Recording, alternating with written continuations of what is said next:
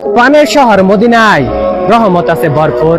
কাজের সন্ধানে মদিনায় আসলে খালি হাতে ফিরবেন না। বাংলাদেশে আকামা ছাড়াও কাজ করা যায়, হওয়া যায় কাফেলা। তাই তো বলি মদিনার মানুষগুলি আছে অনেক ভালো, খুব সহজে পাওয়া যায় সফলতার আলো। মদিনা হচ্ছে নবীর দেশ। এখানে সবাই নবীজির রওজা জিয়ারত করতে যায়, এটা মানলাম। কিন্তু কাজকর্মের ব্যাপারে আসবেন কখনোই পাবেন না।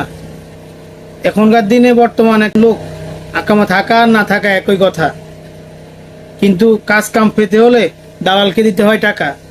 এই দেশের মধ্যে কাজকর্ম পেতে হলে যদিও কোনো আত্মীয় স্বজনের মাধ্যমে মিলে যায় তাহলে তো ভালা, তা না হলে আকামা থেকেও দালালকে দিতে হয় টাকা।